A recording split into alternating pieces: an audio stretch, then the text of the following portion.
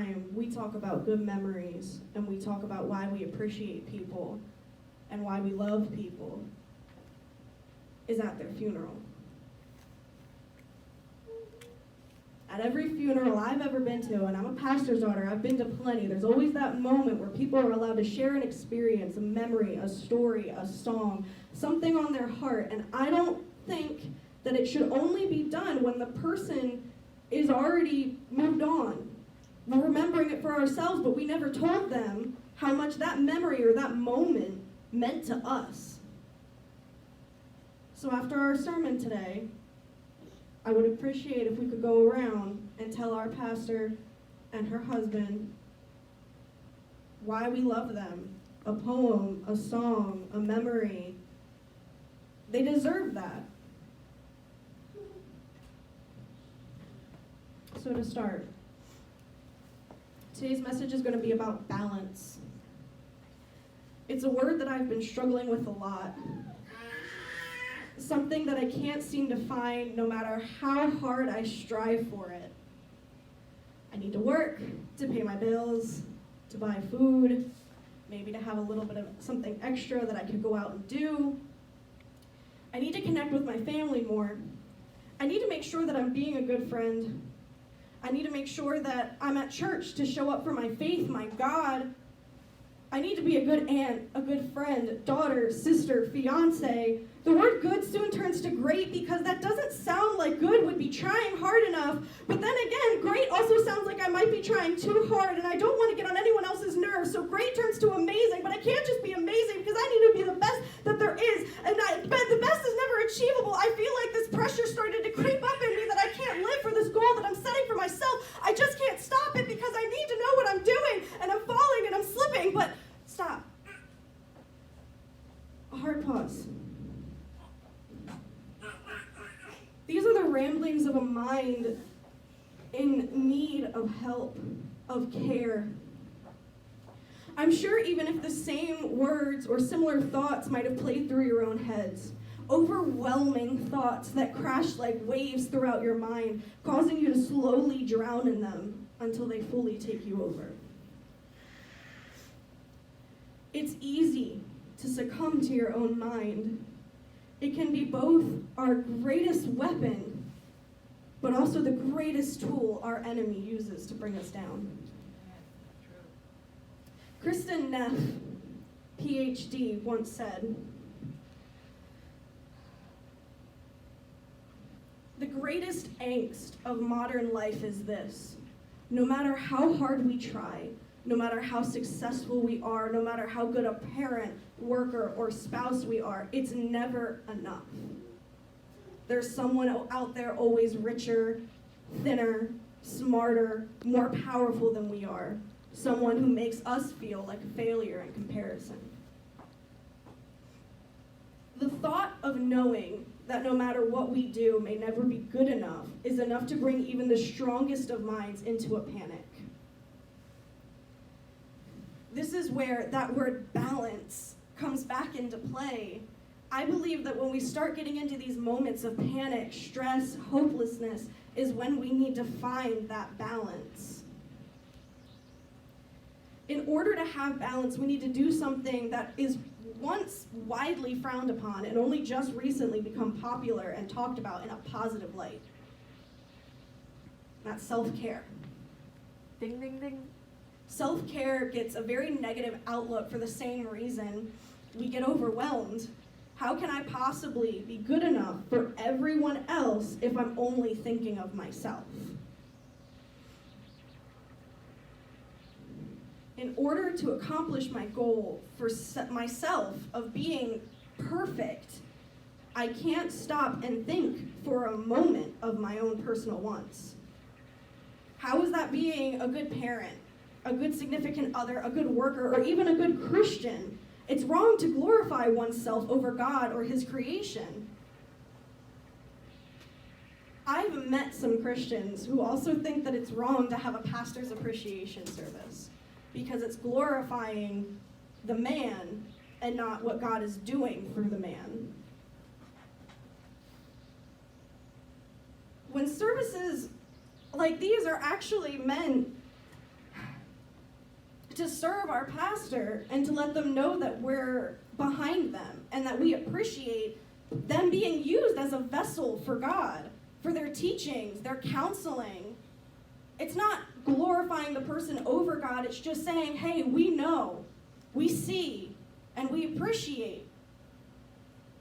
It's not selfish. It's not overcoming. It's not even making it even. It's just acknowledgement.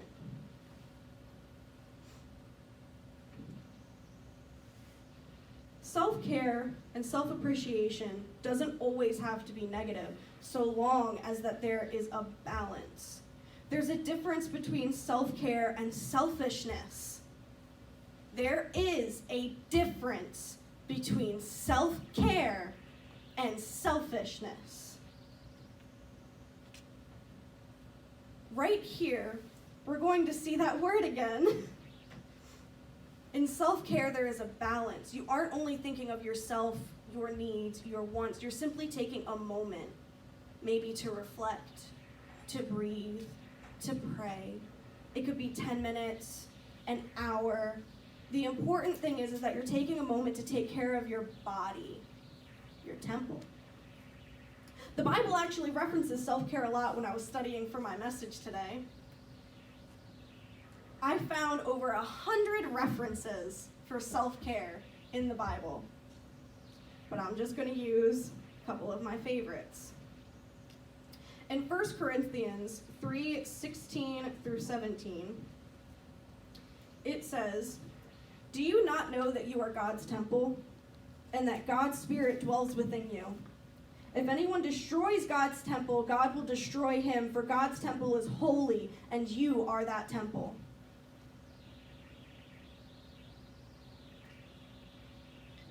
And in Corinthians 6:19 through 20, it states, "Or do you not know that your body is a temple of the Holy Spirit within you, for whom you are from God?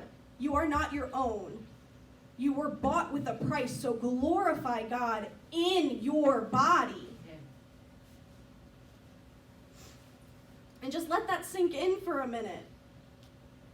Yes, a lot of times when those scriptures are mentioned, they're taken physically, to be physically destroyed through substance abuse or self-harm. But I think that it also needs to be taken mentally. Mm-hmm. If you're consumed by these anxieties, fears, wants, this need for perfection, you in turn are causing mental destruction to your temple. You are personally made of God's Spirit. God's Spirit lives within you, and you're tearing it apart by claiming it's not good enough.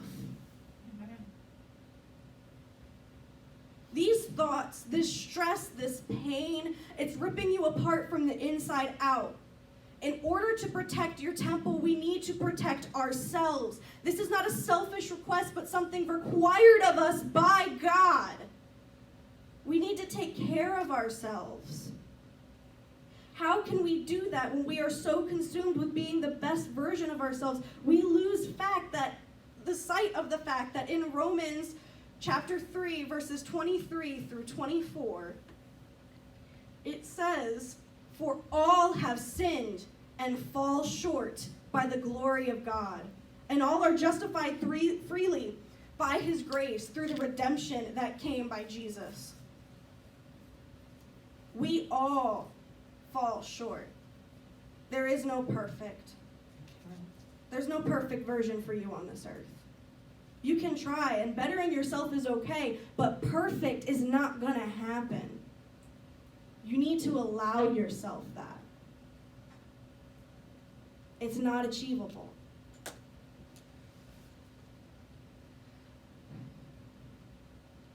This unobtainable perfection,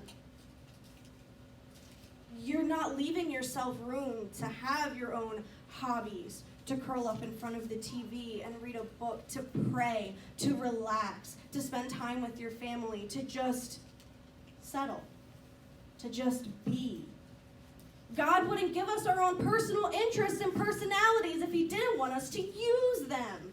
If you like to paint or color or craft, guess what? Use it to relax, if you like to bake, that is your own self-care. You are taking a moment to achieve something for yourself so you can achieve something for your family. You're actually achieving your goal by taking care of yourself because you are being a better version of yourself. If you're relaxing, not everybody wants this stressed out, insane version of you who's always on the run. And I speak from personal experience. I get told about 20 times a day from my fiance and another 10 from my family to breathe. I'm not giving myself room. It's not anybody else. I am not giving my own self room. I'm on a schedule. And it's not right for anybody. And that mental destruction that we were talking about, it takes its toll until eventually you're nothing. One of the best examples that I've ever heard was actually given to me by someone who I haven't seen in a very long time, but it's you take an empty bottle and a full bottle.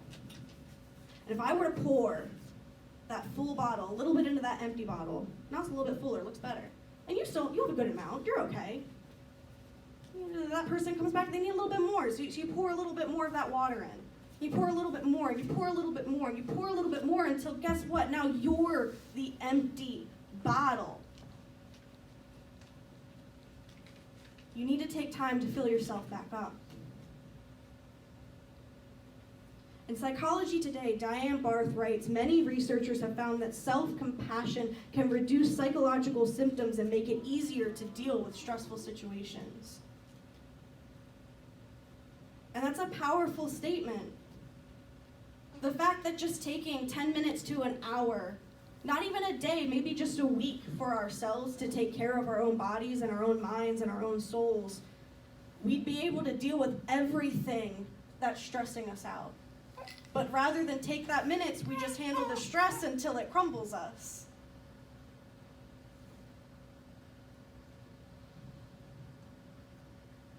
In 1 Peter chapter 5, verses 7 through 9, casting all your anxieties on him because he cares for you. Be sober-minded. Be watchful. Your adversary, the devil, prowls around like a roaring lion seeking someone to devour.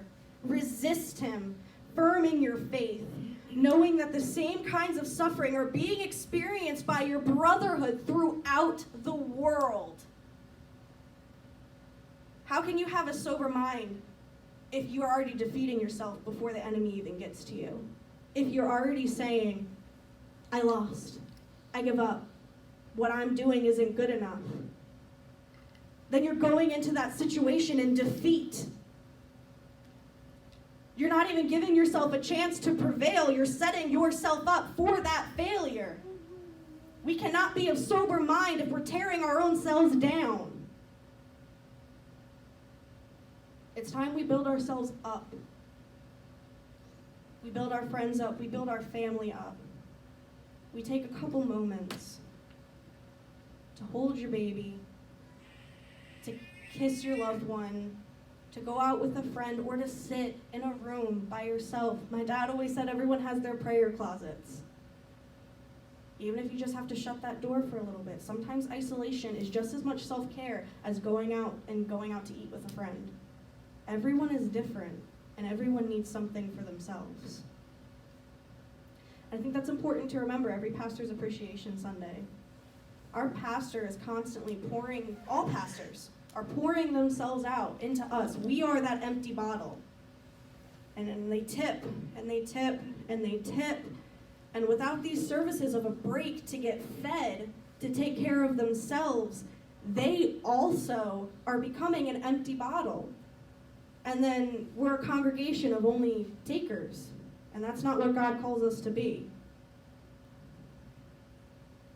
So for first, I'm going to call Lissy up because she has something that she wanted to share. And then we'll open it up to everybody else as well.